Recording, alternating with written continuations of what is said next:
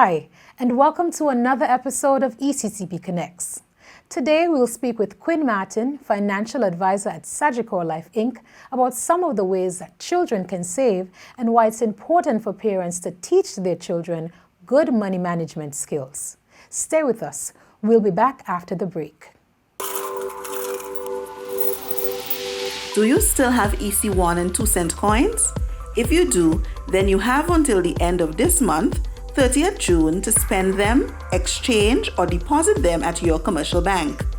After 30th June, you will not be able to use your 1 and 2 cents as they will no longer be legal tender.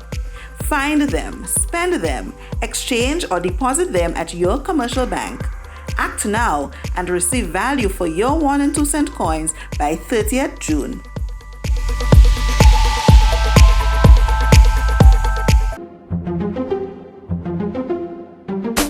Hey, secondary school and college students, have you completed your art piece for the ECCB RSSARU Creative Youth Competition? Remember, the final deadline is now Friday, 12 June 2020. Students in St. Kitts and Nevis are required to get your art pieces to the ECCB headquarters in Bird Rock. Other students across the region may submit your art piece to any one of our 7 agency offices in Anguilla, Antigua and Barbuda, Dominica, Grenada, Montserrat, St. Lucia, and St. Vincent and the Grenadines. Don't miss this opportunity to win great prizes. Check out our Facebook page, ECCB Connects, or the website, www.eccb-centralbank.org. But whatever you do, get your creative piece in for CYC 2020.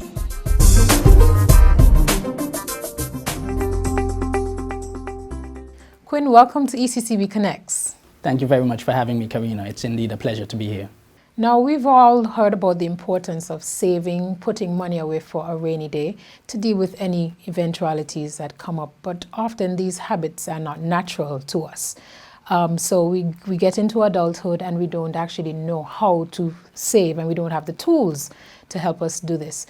Would you say that it's important to start saving from an early age? Yes, it is absolutely important. Like you rightfully touched on, it is indeed a habit. It is something that persons have to develop over time. And the earlier you start to develop the habit of savings, the easier it becomes over time. The other thing to consider is when persons are young, they have less responsibilities, which means that they have more disposable income if they are working already. If they're receiving an allowance of some type, they have the opportunity to put that aside more to save for the future. So once that habit becomes inculcated in that person's DNA, then as they become older, it becomes much easier to save even to more important financial goals. So as you said about the development of this habit, children often learn about things from the people they are closest to, their parents, their teachers. Now, let's go up to the parents, for instance. Why is it important for parents to encourage a savings mindset in their children? Any parent would want their children to excel in life, to be able to achieve their goals, to be able to be independent, to be able to buy the things that they want and need. And of course, these things cannot be accomplished without having adequate funds.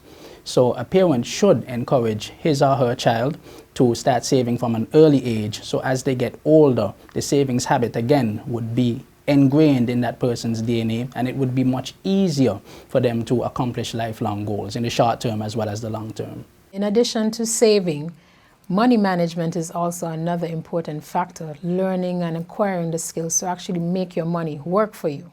Yes, indeed. I certainly agree with that approach. A lot of persons don't know of the importance of not only saving, but investing. And when you invest, there is often a large amount of interest that accrues on your investment. So then we're speaking about compound interest, we're speaking about term deposits, we're speaking about endowment plans on the insurance end, and these are the facilities that persons can take advantage of, that in the long run they can see their input bear large amounts of interest, and the return would then be profitable. And as you say, all of you illustrate all of these products, I'm sure these are ways that parents can actually use to help save for their children. Yes, and that is why the knowledge of these products is so important. If a parent knows that if they were to invest over an extended period of time, let's say 20, 25 years, in the case of an endowment plan, then it is something that would end up putting their child in a much better position down the line, an investment that they would have created for their most prized possessions, their children. So the knowledge of these things would serve as impetus for parents to take advantage of the availability of these resources. And if the children themselves are knowledgeable as to these resources, they can then encourage the parents to make investments on their behalf. So as you said, it's not only important to teach your children about savings, but for parents to take the initiative and put something away for their children so that the generation or their children can be better positioned than they were. Yes, indeed. And also to include them in the act of savings. Let them see you actually saving. Take them to the bank, to the restaurant, to places where you have to spend money so they get a first-hand perspective on the way that money functions. And as they grow older, then an allowance can come into play. They can then begin their own savings and emulate what you would have demonstrated to them to then continue the process of saving. Because they would learn from what they've seen. Exactly. And as children, they're very impressionable. So what you do can catch on quite easily. Indeed, indeed. As you said, that children learn from what they see. So what are some of the ways that children can actually earn a little bit of money and save it? I do believe that the introduction of an allowance is an excellent way for parents to encourage children to save. Not only would it encourage them to save, but it would also give them a sense of discipline and afford them the opportunity with that savings to purchase what it is they want to purchase. Another thing that parents can encourage their children to do is speak amongst their peers, speak to teachers, other influential persons in their life who can give them sound advice on savings. You know, the more knowledge that you have, the more you are in a position to make wise decisions. And if that is something that is encouraged by parents, then I think that children would see the importance of having that dialogue and learning from other persons' perspectives on savings. I like that you said saving your money so that you can buy and, you know, work towards something you want. And I think that's an important lesson because especially in today's world, we are accustomed, we see something, we want it right away. But, you know, savings really encourages you to, you know, work towards your goal, put up that money, and then it's very rewarding when you can actually go and purchase it. Yes, I certainly agree with that. And one thing that really correlates with that is planning. You have to know what it is you want to purchase in the future. And once you know that, then you know how much you have to save in order to get that item. So a plan, a budget is also very important in order for children as well as adults to achieve their financial milestones and to purchase what it is they want to purchase eventually.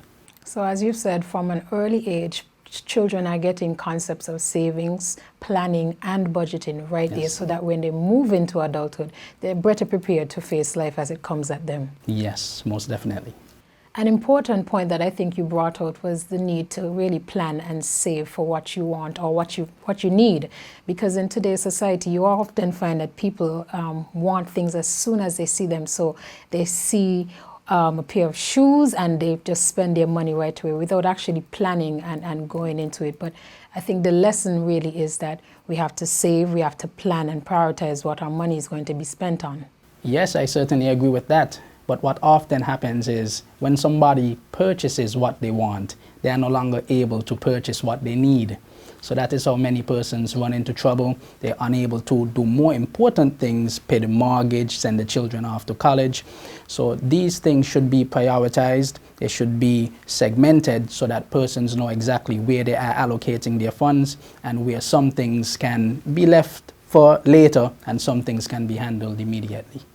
So it is important to teach our children not only about savings, but about budgeting and prioritizing what are the needs versus the wants. That is extremely important, extremely. Now, how can other people who are influential on all our children get involved in inculcating this savings attitude? I think that persons have to lead by example. It isn't everything that somebody sees they have to purchase. And if children recognize that persons around them, especially older persons, are not purchasing on impulse, then again, they would be more inclined to adopt those habits and those strategies. I think that's important because you really want to make sure that your children are in a better place than you were at their age and really set the tone so that they have the brightest future possible. Well, yes, I certainly think that that's important. In order for children to be in a better position than the parents were in, the parents have to put things in place that cater to financial stability, even in their absence. Generational wealth is extremely important, and insurance policies and other investments cater to that, and I wholeheartedly encourage individuals out there to get the information, to get the knowledge, so that by putting these things in place, your children would be in a better position financially.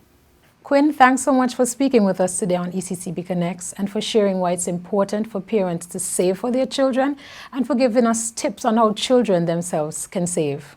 Thank you very much for having me, Karina. It again was an absolute pleasure.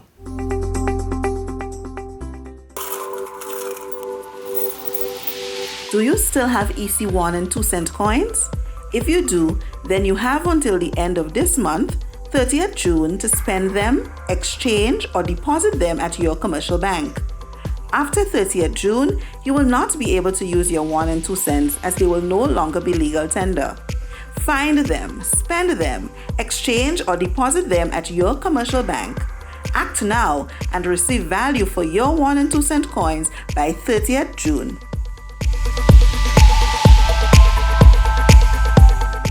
To view any episode of ECCB Connects anytime, any place at your convenience, check us out on YouTube, Facebook, and LinkedIn at ECCB Connects. And now for this week's financial tip. My name is Kanara White and I attend the Roseau Primary School in Dominica. Have a financial goal. If you don't know where you're going financially, you may end up somewhere you don't want to be. We've come to the end of another episode of ECCB Connects. Thanks for watching, and be sure to stay connected with us via Facebook, YouTube, and LinkedIn. See you next week.